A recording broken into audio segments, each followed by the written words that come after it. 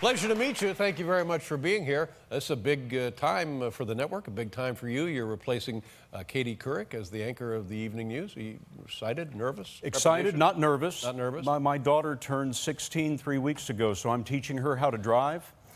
So anchoring the CBS Evening News does not faze me in the least. Not faze you at all. I think most viewers probably recognize you from your work on 60 Minutes. Am I probably right about that? Absolutely. Yeah. I've been at 60 Minutes for about a dozen years now. That's a great thing to be associated It is. with.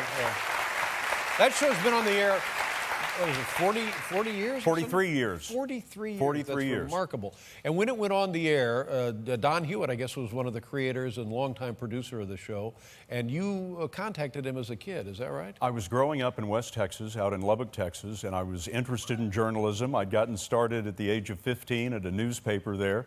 And at the age of 16, I wrote Don Hewitt a note. It was a silly note. It just essentially said, "Gee, Mr. Hewitt, how do you do it every week?" Right. And I got a note right away from CBS, a card that said, "Your letter has been received and a reply will be forthcoming." So every day I go down to the mailbox in Lubbock, Texas, and I'm looking for my letter from Don Hewitt, and I go down there day after day, and then finally one day there it was, the realization that he was never going to write me back. Your letter is not forthcoming. I get postcards like that all the time, and we take their information and put them on a no-fly list. But you started as a newspaper at 16. You said, what were you doing as a kid there? Just cleaning up, sweeping up? They thought I was 16. I was 15. I lied about my age. Because at the Lubbock Avalanche Journal in those days, they only hired people who were 16 and above. So I had my mother drop me about 2 blocks from the paper so I could walk there so no one could see that I wasn't driving. So my lifelong search for the truth, Dave, started with a lie. But I was a copy boy. I worked in the wire room. We had wire rooms back in those days, and I was perfect for a high school kid because I worked the 3 to midnight shift. And so I just kept the wire machines fed with paper and walked the copy around to the various editors. I wanted to be a photographer, and I was hoping that job would parlay into a job in the darkroom. Yeah, but look at this, for heaven's sakes. I mean, my gosh, beginning at 15 at a newspaper, and you said the name of the paper again was the Lubbock? The Lubbock Avalanche Journal. Now, this brings up a question. Is Lubbock Avalanche country? This desk has more topography than Lubbock, Texas. That's what I thought.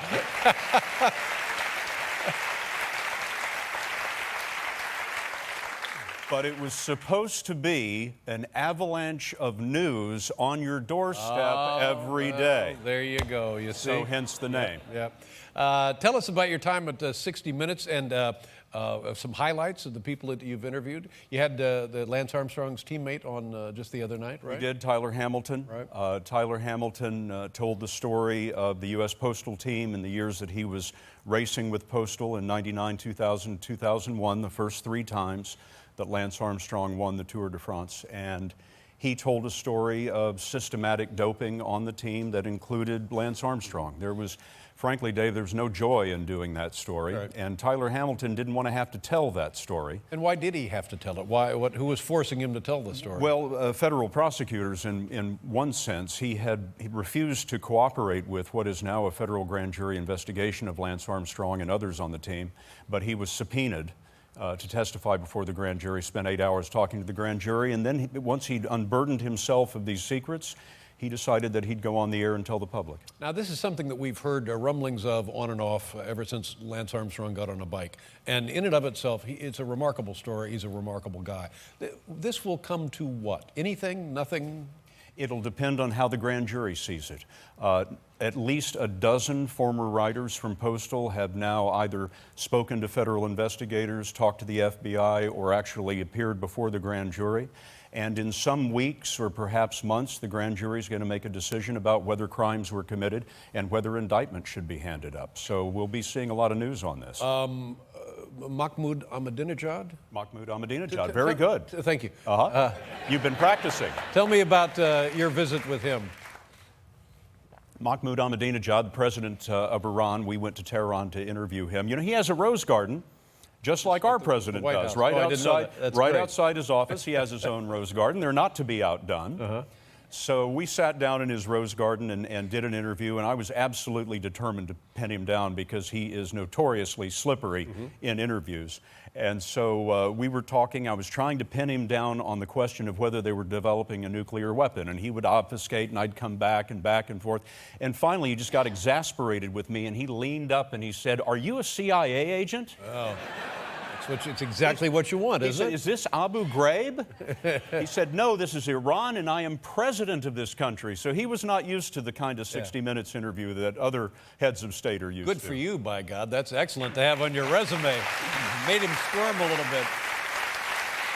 Do you like the idea of being the anchor man? I mean, I don't know how much of this work now you'll be able to get into the field the way you have been in reporting and working at 60 Minutes, but do you like the idea of being the face of the network news and sitting at the desk each night? Well, it's a tremendous honor to be working with the people of the CBS Evening News. But to tell you the truth, the answer to your question is no. It's not the anchorman part that I find interesting. It's the managing editor part, which is coming into the office first thing in the morning, spending 10 hours working with the best journalists in the world, figuring out what we're going to cover, how we're going to cover it.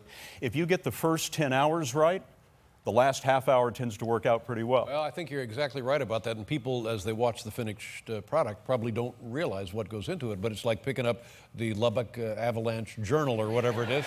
That's exactly the way they put their paper together, isn't it? That's right. Yeah. That's right. And I've been doing it since I was 15. I've learned a couple of things, but I've got more to learn yet. The big day is June 6th. We'll all be watching. Congratulations. Pleasure to meet you. Thank you, Scott Dave. Pelley.